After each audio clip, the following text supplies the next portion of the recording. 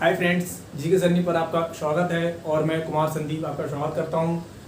तो आज हम इस वीडियो के माध्यम से जो पढ़ने जा रहे हैं वो ज्योग्राफी का एक बहुत महत्वपूर्ण टॉपिक वायुमंडल है। हम बात करें वायुमंडल टॉपिक की, तो वायुमंडल जो टॉपिक है उसमें जो विभिन्न प्रकार की परतें हैं, मेनली उनसे क्वेश्चन पूछता है।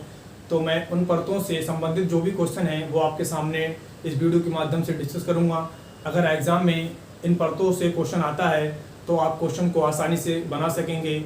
वीडियो अगर आपको अच्छी लगे तो उसको लाइक सब्सक्राइब करें और दोस्तों के साथ शेयर करें। तो आइए हम चलते हैं अपने टॉपिक की तरफ। तो आज जो हम पढ़ने जा रहे हैं वो क्या पढ़ने जा रहे हैं, वायुमंडल, जिसको हम क्या कहते हैं, एटमॉस्फेयर भी कहते हैं। ठीक है, क्या कहते हैं, और एटमॉस्फेयर कहते हैं। इस वायुमंडल टॉपिक से पहले मैं आपको कुछ चीज़ें और बता दूं। वो क्या है, देखिएगा, पृथ्वी पर जो हमारी पृथ्वी है उस पृथ्वी पर तीन चीज़ें मौजूद हैं। एक आपका क्या, जलमंडल, सेकंड क्या, स्थलमंडल, हम बात करें थर्ड की तो क्या हमारा वायुमंडल। ठीक है, इन तीनों मंडलों से बनने वाले जो सम्मिलित पुंज, या फिर हम कह सकते हैं इन तीनों मंडलों के सम्मिलित क्षेत्र को हम क्या कहते हैं, जैव मंडल कहते हैं। क्या कहते हैं, जैव मंडल कहते हैं। और इस मंडल पे ही क्या है, जीवन की संभावना है। तो बेसिकली जो आज हम पढ़ेंगे वो क्या पढ़ेंगे, वायुमंडल पढ़ेंगे। बाकी के मैं टॉपिक्स में आपको जलमंडल और स्थलमंडल भी कवर करा दूंगा। तो आज जो हम पढ़ेंगे वो क्या पढ़ेंगे, हम वायुमंडल पढ़ेंगे। तो सबसे पहले मैं आपको वायुमंडल की परिभाषा के बारे में बता दूं, क्योंकि कई बार एग्जाम में इससे ही क्वेश्चन पूछ लेता है। तो क्या है वायुमंडल की परिभाषा। तो वायुमंडल की परिभाषा के बारे में बात करें हम, तो पृथ्वी को जो चारों तरफ से घेरे हुए गैसीय आवरण को हम क्या कहते हैं, वायुमंडल कहते हैं। किसको, जो पृथ्वी को चारों तरफ से घेरा हुआ है गैसीय आवरण, उसको हम क्या कहते हैं, वायुमंडल कहते हैं। और वायुमंडल में है क्या, वायुमंडल विभिन्न गैसों का मिश्रण है। कई बार आपसे क्वेश्चन पूछ लेता है, आपको ऑप्शन क्वेश्चन दे देगा कि वायुमंडल क्या है, ऑप्शन में देगा आपको क्या देगा कि विभिन्न गैसों का मिश्रण है। तो क्या सही होगा, हमारा वायुमंडल क्या है, विभिन्न गैसों का मिश्रण है जो कि पृथ्वी को चारों तरफ से घेरे हुए है। फिर हम बात करें, मैंने आपको बताया कि विभिन्न गैसों का मिश्रण है। तो हमारा जो वायुमंडल है उसमें बहुत सारी गैसें हैं और उनमें जो मेन गैसें हैं उनसे परसेंटेज से क्वेश्चन पूछ लेता है। तो आइए हम चर्चा करते हैं वो कौन कौन सी गैसें हैं जिनसे एग्जाम में क्वेश्चन बनने की संभावना रहती है। तो सबसे पहले हम बात करें किसकी, नाइट्रोजन गैस की। इसके बाद हम ऑक्सीजन की बात करेंगे और इसके बाद हम किसकी बात करेंगे, आर्गन गैस की। और इसके बाद हम बात करेंगे किसकी, CO2 यानी कि कार्बन डाइऑक्साइड की।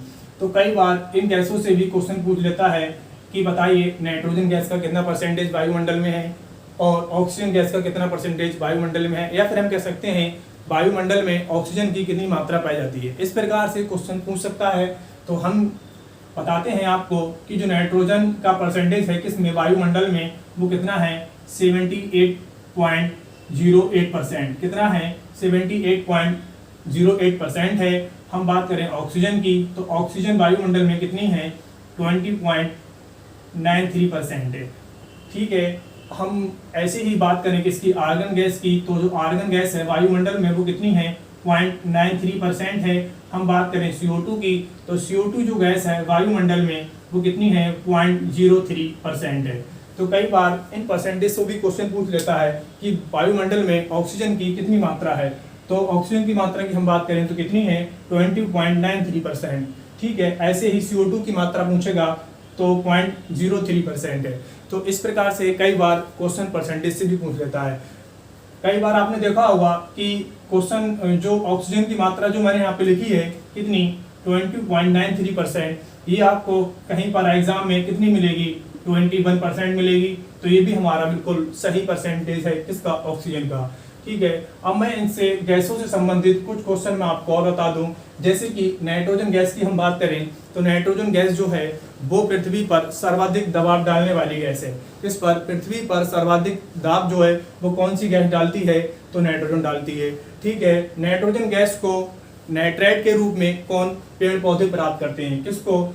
नाइट्रेट के रूप में नाइट्रोजन को कौन पेड़ पौधे प्राप्त करते हैं? हम बात करें ऑक्सीजन की, मानव के लिए कैसी है? बहुमूल्य गैस है। हम बात करें आर्गन गैस, तो आर्गन गैस एक अक्रिय गैस है, ठीक है। और फाइनली हम बात करें किसकी? CO2 गैस की।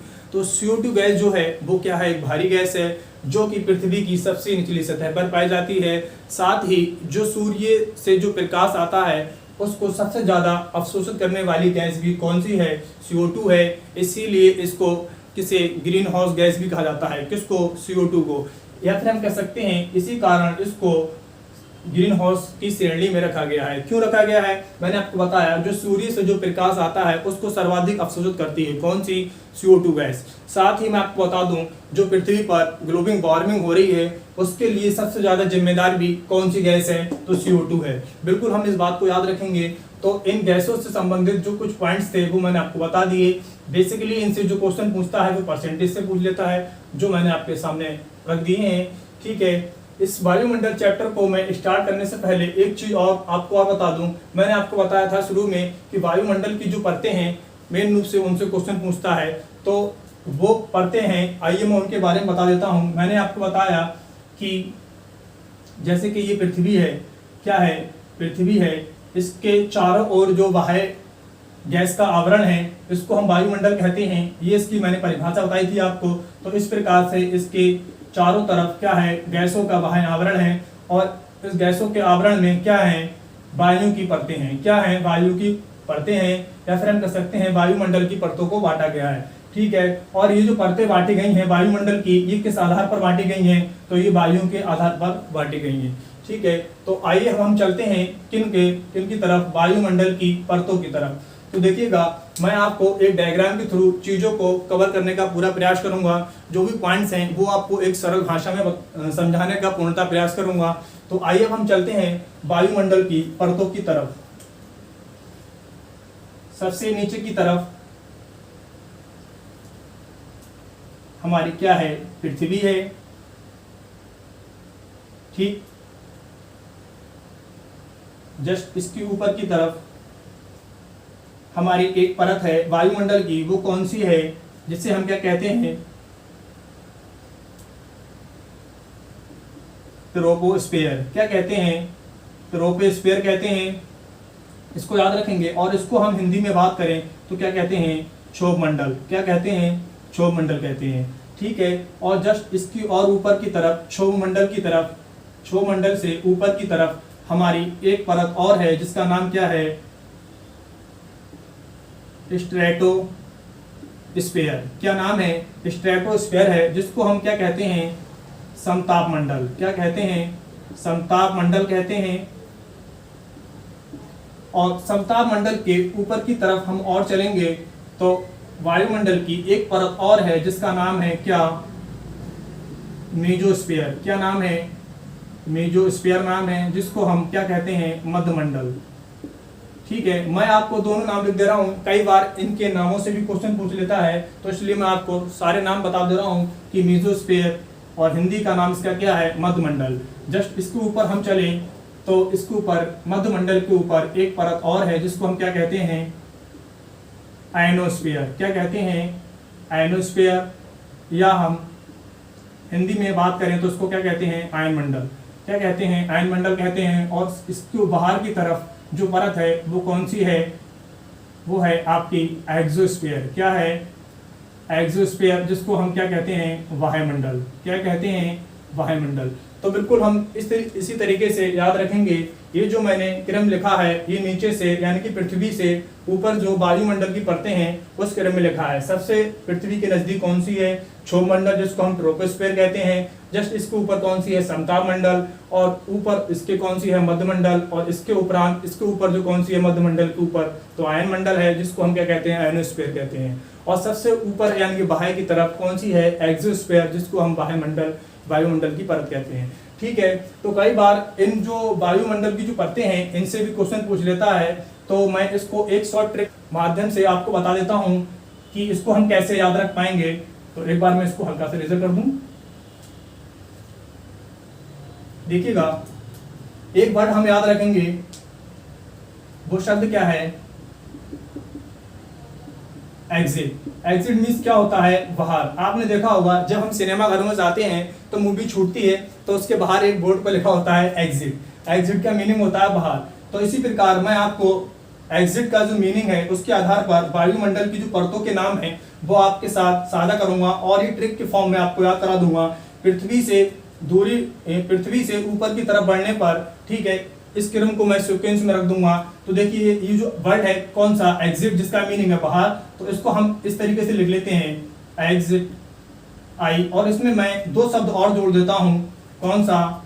एक एम जोड़ देता हूँ और एक एस जोड़ देता हूँ, और लास्ट में जो टी है वो हम इसको ऐसे रख लेते हैं। तो ठीक है, हमने एग्जिट जो शब्द था उसमें हमने दो शब्द जोड़ दिए। कौन कौन से? एक एम और एक कौन सा? एस। ठीक है, तो हम बात करते हैं एक्स फॉर क्या होता है हमारा। ठीक है, ए एक्स फॉर क्या होता है? एक्सोस्फीयर। ठीक है, यानी कि इसको हम क्या कहते हैं? वायुमंडल कहते हैं। और आई फॉर हमारा क्या होता है? आयनोस्फीयर, जिसको हम क्या कहते हैं? आयनमंडल कहते हैं। और एम फॉर हमारा क्या होता है? मेसोस्फीयर। क्या होता है? मेसोस्फीयर होता है। ठीक है, और एस फॉर की हम बात करें तो क्या होता है? स्ट्रेटोस्फीयर। ठीक, तो और हम बात करें किसकी? टी की, तो टी फॉर हमारा क्या होता है? ट्रोपोस्फीयर। ठीक, तो ये जो वायुमंडल की 5 परतें हैं वो मैंने आपको एक ट्रिक के माध्यम से रख दी हैं, और जो कि कैसी हैं? पृथ्वी से ऊपर की तरफ इनका बढ़ता हुआ क्रम है। तो अगर कई बार इनसे क्वेश्चन पूछ लेता है कि बताइए ट्रोपोस्फीयर के ऊपर वाली परत का क्या नाम है, तो क्या नाम है? मेसोस्फीयर है। या फिर क्वेश्चन पूछ सकता है कि आयनोस्फीयर के ऊपर कौन सी परत पाई जाती है, या फिर सबसे बाहरी परत का नाम बताइए, तो कौन सी है? एक्सोस्फीयर, जिसको हम क्या कहते हैं? वायुमंडल कहते हैं। ठीक है, सबसे निचली परत को हम क्या कहते हैं? तो ट्रोपोस्फीयर कहते हैं। या फिर आपसे पूछ सकता है कि पृथ्वी के सबसे नजदीक की जो परत है वो कौन सी है, तो ट्रोपोस्फीयर, जिसे हम क्या कहते हैं? क्षोभ मंडल कहते हैं। तो आइए हम चलते हैं इस क्षोभ मंडल की तरफ, ठीक है, जो कि पृथ्वी की सबसे नजदीक की परत है। ठीक है, तो इससे क्या क्या क्वेश्चन बन सकते हैं? हम बात करें इसके डिस्टेंस की, तो इसकी जो डिस्टेंस है ध्रुवों पर कितना है? 8 किलोमीटर है। कितना है? 8 किलोमीटर है। हम बात करें विषुवत रेखा पर, तो विषुवत रेखा पर जो इसकी दूरी है पृथ्वी से वो कितनी है? 18 किलोमीटर है। 8 किलोमीटर है ध्रुवों पर, और विषुवत रेखा पर कितनी है? 18 किलोमीटर है। दूसरी चीज मैंने आपको बताई थी कि सबसे भारी गैस CO2, जिसे हम कार्बन डाइऑक्साइड कहते हैं, वो पृथ्वी की निचली सतह पर पाई जाती है। तो यहाँ पर कौन सी? CO2 गैस पाई जाती है। ठीक है, जो कि सबसे भारी गैस है। ठीक है, तो ये पूछ सकता है कि CO2 गैस किस परत पर सर्वाधिक पाई जाती है, तो कहाँ पर पाई जाती है? क्षोभ मंडल पर, जिसे हम क्या कहते हैं? ट्रोपोस्फीयर कहते हैं। ठीक है, तो हम यहाँ से ही अब हमारे जो क्वेश्चन है वो बनना स्टार्ट हो जाते हैं कि CO2 गैस किस परत पर पाई जाती है, तो किस पर पाई जाती है? क्षोभ मंडल, जिसे हम क्या कहते हैं? ट्रोपोस्फीयर कहते हैं। ठीक है, दूसरी चीज मैं आपको बता दूं, ठीक है क्या? इस परत की जो पृथ्वी से दूरी है, ठीक है, दूरी बढ़ने के क्रम में, या फिर हम कह सकते हैं दूरी बढ़ने के साथ साथ इसका जो टेम्परेचर है वो क्या होता है? कम होता है। तो हम बात करें दूरी, अगर पृथ्वी से इसकी दूरी बढ़ती है तो टेम्परेचर क्या होता है? कम होता है। हम बात करें कितनी दूरी पर कितना टेम्परेचर कम होता है, तो मैं आपको बता दूं 165 मीटर की दूरी पर 1 सेंटीग्रेड टेम्परेचर जो है वो क्या हो जाता है? कम हो जाता है। और हम बात करें 1 किलोमीटर की दूरी पर तो 6.4 सेंटीग्रेड टेम्परेचर क्या होता है? इसका कम हो जाता है। तो एक पॉइंट हम याद रखेंगे कि इस पे CO2 गैस उपस्थित है, साथ साथ हम याद रखेंगे इसकी दूरी बढ़ने पर टेम्परेचर में क्या आती है? कमी आती है। और साथ में हम आपको बताएं CO2 की मात्रा में भी क्या आती है? कमी आती है। ठीक है, तो ये हमारे 2 पॉइंट हो गए। क्या? एक तो CO2 गैस उपस्थित होती है, दूसरी दूरी बढ़ने पर टेम्परेचर में कमी आती है, और साथ ही किसमें? CO2 गैस की मात्रा में कमी आती है। तीसरा पॉइंट मैं आपको बता दूं जो कि एग्जाम में बहुत ज्यादा पूछता है कि वायुमंडल की किस परत में मौसम संबंधी घटनाएं होती हैं। तो मौसम संबंधी जो घटनाएं हैं वो किस परत में होती हैं? तो मौसम संबंधी घटनाएं किसमें होती हैं? क्षोभ मंडल में। किसमें होती हैं? क्षोभ मंडल में होती हैं। हम बात करें मौसम संबंधी घटनाएं कौन कौन सी हैं, जैसे कि वर्षा, बादल, आंधी, तूफान, चक्रवात, ज्वालामुखी आदि इत्यादि जो भी चीज घटनाएं हैं वो कहाँ पर होती हैं, क्षोभमंडल में होती हैं। तो पहला पॉइंट CO2, दूसरा पॉइंट दूरी बढ़ने के साथ टेम्परेचर में कमी आती है, साथ में CO2 की मात्रा में कमी होती है। तीसरा पॉइंट जो हमारा था, ठीक है, वो क्या है, मौसम संबंधी घटनाएं भी वायुमंडल की किसमें, क्षोभमंडल परत में पाई जाती हैं। ठीक है, और मैं आपको साथ बता दूं होता क्या है ये कि गर्मियों के दिनों में होता क्या है, गर्मियों के दिनों में गर्म हवाएं चलती हैं, जिस कारण क्या होता है, क्षोभमंडल की ऊंचाई क्या हो जाती है, बढ़ जाती है। हम बात करें सर्दियों में, तो सर्दियों के मौसम में क्षोभमंडल की ऊंचाई क्या हो जाती है, घट जाती है। इस बात को भी हम याद रखेंगे, गर्मियों में क्षोभमंडल की ऊंचाई बढ़ जाती है और सर्दियों में क्षोभमंडल की ऊंचाई क्या हो जाती है, कम हो जाती है। ठीक है, तो ये जो 4-5 पॉइंट्स थे वो मैंने आपको बता दिए। और क्या पूछ सकता है आपसे, इसका डिस्टेंस पूछ सकता है, तो पृथ्वी की सबसे नजदीकी परत है। और बात करें डिस्टेंस से, तो ये 0 किलोमीटर से 8 किलोमीटर। वायुमंडल की कौन सी परत पाई जाती है, तो कौन सी पाई जाती है, क्षोभमंडल। ठीक है, तो इसको हम याद रखेंगे। अगर दूरी से पूछेगा तो 0 से 8 किलोमीटर। ठीक है, ये जो दूरी है 0 से 8, ये मैंने आपको बताया ध्रुवों पर है, और 0 से जो 18 किलोमीटर की दूरी है वो किस पर है, विषुवत रेखा पर है। कई बार आपसे ये पूछ लेता है कि क्षोभमंडल की एवरेज दूरी क्या है, या फिर एवरेज दूरी की हम बात करें तो इसकी एवरेज दूरी 12 से 16 किलोमीटर है। ठीक है, इससे भी कई बार पूछ लेगा आपसे, तो हम इसको भी जानकारी के लिए याद रखेंगे। ये एवरेज दूरी है, और ध्रुवों पर कितनी है, 8 किलोमीटर है, और विषुवत रेखा पर कितनी है, 18 किलोमीटर है। तो ये जो क्षोभमंडल से हमारे पॉइंट्स रहे, हम इनको याद रखेंगे। अगर एग्जाम में क्षोभमंडल से क्वेश्चन बनता है, क्या कर पाएंगे, सटीक आंसर दे पाएंगे। तो एक बार मैं आपको रिकॉल करा दूं क्षोभमंडल के क्वेश्चन। इसकी दूरी की बात करें तो 0 से 8 किलोमीटर है। ठीक है, जो कि ध्रुवों पर है। मेन रूप से अगर पूछेगा तो हम 0 से 8 किलोमीटर बताएंगे। पृथ्वी के सबसे नजदीकी परत है कौन सी, क्षोभमंडल। ठीक है, इस पर सबसे भारी गैस CO2 गैस उपस्थित रहती है। ठीक है, दूरी बढ़ने के साथ टेम्परेचर में कमी आती है, और साथ में ही CO2 की मात्रा में भी कमी आती है। टेम्परेचर की बात करें वो मैंने आपको यहाँ बता दी है। तीसरा पॉइंट जो महत्वपूर्ण याद रखने वाला है वो क्या है, मौसम संबंधी जो भी घटनाएं हैं वो किसमें होती हैं, क्षोभमंडल में होती हैं। ठीक है, और मैंने आपको चौथा पॉइंट जो बताया वो ये बताया था कि गर्मी के मौसम में क्षोभमंडल की ऊंचाई बढ़ जाती है।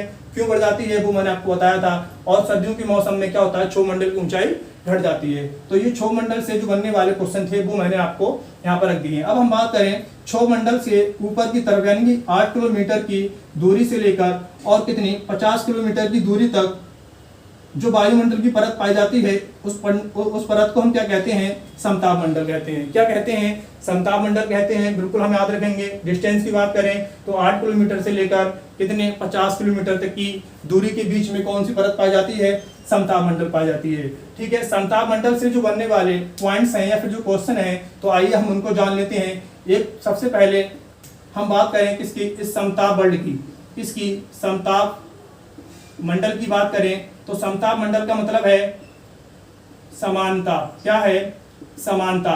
ठीक है, क्वेश्चन पूछता है कि इस मंडल में समान ताप रहता है, तो किस में रहता है, समताप मंडल में रहता है। और समान ताप रहने के साथ ही इसको क्या कहते हैं, वायुयान का, किसका, वायुयान का आदर्श मंडल कहते हैं। किसका, वायुयान जो है, क्वेश्चन पूछता है आपसे कि वायुयान कहाँ पर उड़ाए जाते हैं, तो वायुयान कहाँ पर उड़ाए जाते हैं, समताप मंडल में उड़ाए जाते हैं। ठीक है, क्यों उड़ा जाते हैं, क्योंकि इसमें एक तो वजह यह है कि इसमें इस मंडल में टेम्परेचर जो है वो समान रहता है, और साथ ही किसका, जो वायु का क्षैतिज वेग होता है वो कैसा रहता है, न्यूनतम रहता है। कैसा रहता है, न्यूनतम रहता है। इसी कारण समताप मंडल वाली परत में, ठीक है, जो हमारे वायुयान है वो किस में उड़ाए जाते हैं, समताप मंडल में उड़ाए जाते हैं।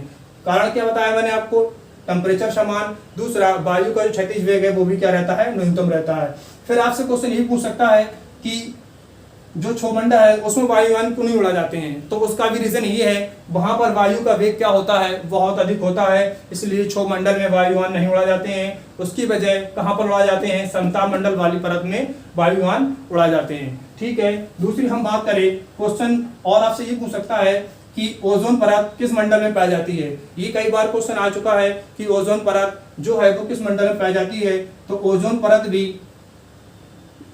किस में पाई जाती है, समताप मंडल में पाई जाती है। तो बिल्कुल हम इसको याद रखेंगे, ओजोन परत किस में पाई जाती है, समताप मंडल में पाई जाती है। हम बात करें ओजोन परत कितनी डिस्टेंस पर पाई जाती है, तो ये 15 से 35 किलोमीटर की डिस्टेंस पर क्या पाई जाती है, ओजोन परत पाई जाती है। और ओजोन परत की जो मोटाई है उसको मापने की इकाई कौन सी है, डप्सन। कौन सी है, डप्सन है। तो कई बार क्वेश्चन यही पूछ लेता है कि ओजोन परत की जो मोटाई है वो किस इकाई द्वारा नापते हैं, तो किसके द्वारा नापते हैं, डप्सन के द्वारा नापते हैं, और ये 15 से 35 किलोमीटर की दूरी के बीच में पाई जाती है। ठीक है, तो एक पॉइंट हम याद रखेंगे कि वायुयान आदर्श मंडल किसे कहा जाता है, समता मंडल कहा जाता है। दूसरा पॉइंट हम याद रखेंगे कि ओजोन परत किसमें पाई जाती है, तो समता मंडल में पाई जाती है। अब हम जानते हैं किसके बारे में, ओजोन परत के बारे में। तो ओजोन परत क्या काम करती है, जो सूर्य की जो प्रकाश की अल्ट्रावायलेट जो किरणें हैं, कौन सी अल्ट्रावायलेट जो किरणें हैं वो पृथ्वी की तरफ आती हैं, तो उसको रोकने का काम कौन करती है, ओजोन परत करती है। कौन करती है, ओजोन परत करती है। जो अल्ट्रावायलेट किरणें हैं वो पृथ्वी तक ना आ पाए, ठीक है, और इसका जो कारण वो इसको रोकने का काम कौन करती है, ओजोन परत करती है। इसीलिए इसे पृथ्वी का क्या कहते हैं, सुरक्षा कवच भी कहा जाता है। ठीक है, फिर आपने सुना होगा कि जो हमारी ओजोन परत है जो पृथ्वी का सुरक्षा कवच के रूप में कार्य कर रही है, इस ओजोन परत में क्या हो गया है, होल यानी कि छिद्र हो गया है। क्या हो गया है, होल छिद्र हो गया है, जो कि अभी दक्षिणी ध्रुव पर देखा गया है। ठीक है, तो ओजोन परत में छिद्र होने का कारण क्या है, तो आइए मैं उसको बता देता हूं। ठीक है, कौन सी गैस के कारण इसमें ओजोन परत में छिद्र हो गया है, CFC और HCFC। ठीक है, कौन सी, CFC और HCFC। ठीक है, ये दो गैसों की अधिकता के कारण जो कि पृथ्वी से रिलीज हो रही हैं, इस कारण इनमें क्या हो गया है, छेद हो गया है, यानी कि ओजोन परत में छिद्र हो गया है। ठीक है, और ये बात किस वैश्विक स्तर पर कब मानी गई, तो एक वियना में सम्मेलन हुआ था। कब हुआ था वो, 1985 में सम्मेलन हुआ, और उस सम्मेलन के द्वारा ओजोन छिद्र को क्या किया गया था, स्वीकार किया गया था। ठीक है, तो आपसे क्वेश्चन ये पूछ सकता है कि ओजोन परत में जो छिद्र हुआ था उसको वैश्विक स्तर पर कब स्वीकार किया गया था, तो वियना में 1985 सम्मेलन हुआ, उसमें स्वीकार किया गया था। फिर इसके बाद 1987 में, ठीक है, कहाँ पर, मॉन्टी प्रोटोकॉल सम्मेलन हुआ, जो कि कहाँ पर हुआ, कनाडा में हुआ, और उसमें CFC और HCFC गैस को, इन दोनों को कितना 50% कम किया जाए वैश्विक स्तर पर, और इस पर क्या लगाया गया था, ODS लगाया गया था। ठीक है, तब इसको भी हम याद रखेंगे। ठीक है, और इसी सम्मेलन के द्वारा, किस सम्मेलन के द्वारा, जो कि 1987 में हुआ था, मॉन्टी प्रोटोकॉल कनाडा में हुआ था।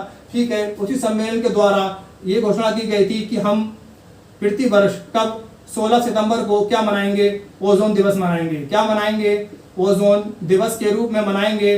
ठीक है, जिससे कि हम याद रखें कि जो CFC और HCFC जो गैस हैं जो पृथ्वी से बहुत ज्यादा उत्सर्जित हो रही हैं, उनको रोका जाए। ठीक है, तो इससे जो 3 पॉइंट्स हम याद रखेंगे, ठीक, वो क्या है, पहला पॉइंट हम रखेंगे कि वायुमंडल, वो वायुयान का आदर्श मंडल किसे कहा जाता है, तो समता मंडल कहा जाता है। ठीक है, ओजोन परत किसमें पाई जाती है, तो किसमें पाई जाती है, समता मंडल में पाई जाती है। और प्रति वर्ष हम ओजोन दिवस कब मनाते हैं, तो 16 सितंबर को मनाते हैं। तो ये जो भी 3-4 पॉइंट्स थे वो मैंने आपको बता दिए। इतने पॉइंट्स आपसे समता मंडल से पूछ सकता है। अब हम चलते हैं किसकी तरफ, मध्य मंडल की तरफ।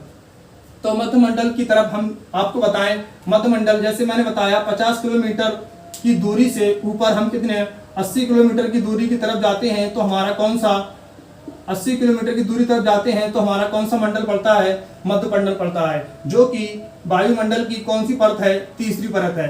ठीक है, और हम बात करें इसकी किसी मध्य मंडल की, तो क्वेश्चन पूछ सकता है आपसे कि सर्वाधिक कम तापमान किस मंडल का रहता है, तो सर्वाधिक कम तापमान किसका रहता है, मध्य मंडल का रहता है, जो कि यहाँ पर कितना रहता है, -100 सेंटीग्रेड। कितना रहता है, -100 सेंटीग्रेड रहता है। दूसरा आपसे क्वेश्चन पूछ सकता है कि वायुमंडल की सबसे ठंडी परत कौन सी है, तो सबसे ठंडी परत कौन सी है, मध्य मंडल है, क्योंकि यहाँ पर जो टेम्परेचर है वो कितना रहता है, -100 डिग्री रहता है। ठीक है, दूसरे पॉइंट्स की हम बात करें तो यहाँ पर क्या होता है,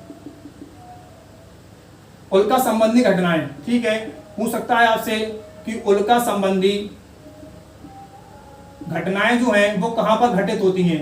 ठीक है, तो उल्का संबंधी घटनाएं कहां पर घटित होती हैं, तो किसमें होती हैं, मध्य मंडल में होती हैं। तो इस बात को भी हम याद रखेंगे। हम बात करें उल्का संबंधी घटनाओं का, तो वायुमंडल की तरफ से जो भी पत्थर का टुकड़ा किसकी तरफ, पृथ्वी की तरफ आता है, और जैसे ही वो वायु संपर्क में आता है तो उसमें क्या हो जाती है, आग लग जाती है, और इसको हम क्या कहते हैं, टूटता हुआ तारा के रूप में हम क्या कहते हैं, जानते हैं। ठीक है, तो उल्का संबंधी घटनाएं कहाँ पर होती हैं, तो मध्यमंडल में होती हैं। सब सर्वाधिक कम तापमान कहाँ पर होता है, तो किसमें होता है, मध्यमंडल में होता है। ठीक है, तो इस बात को भी हम याद रखेंगे। और मैं आपको इसके ऊपर, हम मध्यमंडल के ऊपर की बात करें तो 80 किलोमीटर से लेकर कितना 640 किलोमीटर, कितना 640 किलोमीटर की दूरी तक कौन सा मंडल पाया जाता है? आयन मंडल पाया जाता है। कौन सा मंडल? आयन मंडल पाया जाता है। इसमें भी हम 2 पॉइंट्स याद रखेंगे। वो 2 पॉइंट्स कौन से हैं? एक तो हम याद रखेंगे सर्वाधिक तापमान। क्या रखेंगे?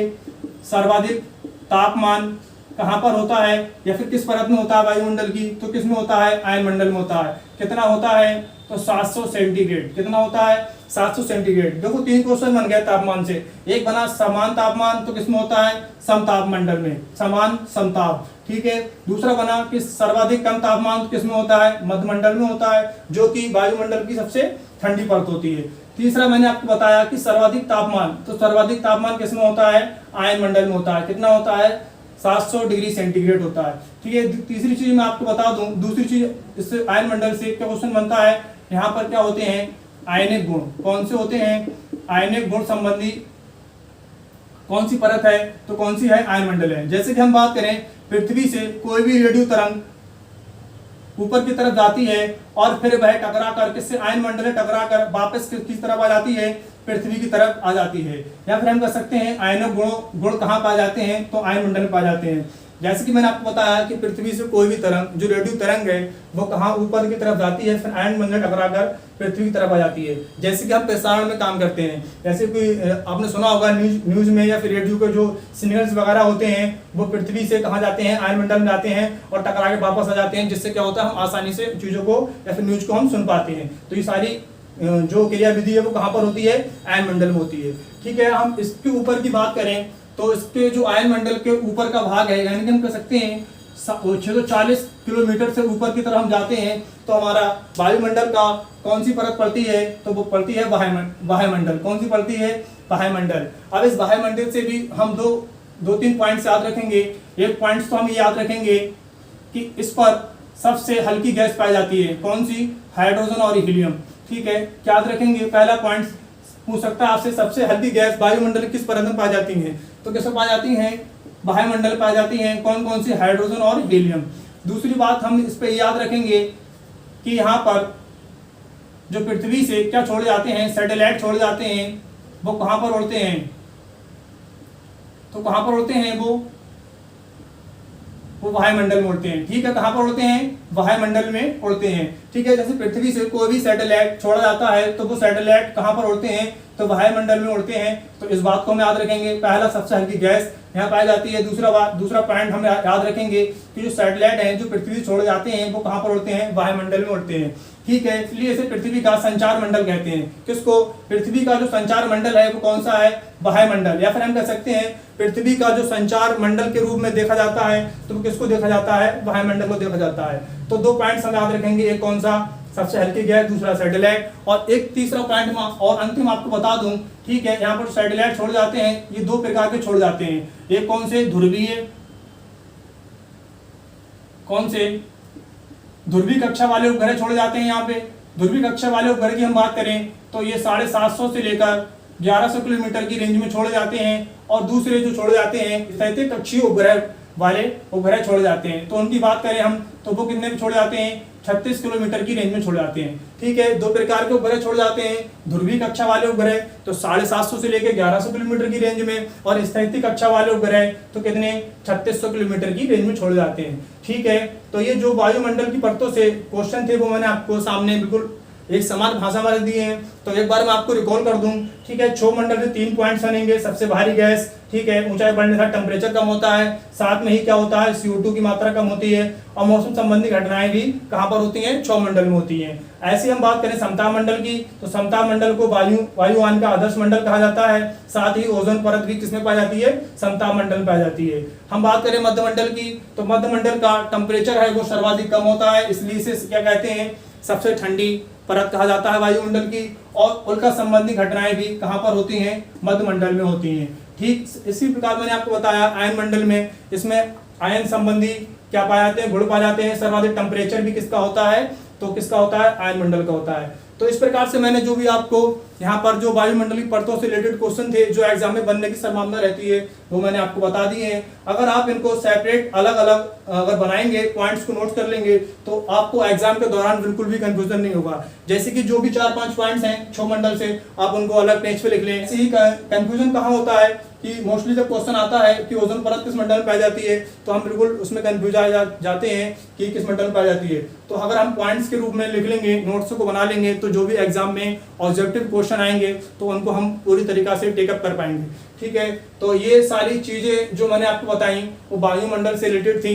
इतना ही पूछ सकता है आपसे, और एग्जाम में कहीं ना कहीं इस टॉपिक से आने की पूर्णतः संभावना रहती है, इसलिए मैंने इस टॉपिक को पढ़ाने का पूरा प्रयास किया है। जो भी इनसे बनने वाले क्वेश्चन थे उनको आपके मैंने सामने रख दिया है। तो आज के लिए हम इतना ही छोड़ते हैं। अगर आपको वीडियो अच्छी लगी हो तो लाइक करें, दोस्तों के साथ शेयर करें, और साथ में क्या करें, सब्सक्राइब करें। तो आप मेरे साथ बने रहिएगा जीके जर्नी चैनल पर। मैं आपका छोटा भाई कुमार संदीप आपके सामने ऐसी ही टॉपिक वाइज चीजें लाता रहूंगा जो कि एग्जाम के लिए कहीं ना कहीं बहुत ज्यादा बेनिफिशियल होंगी। तो आज के लिए इतना ही। Thank you so much.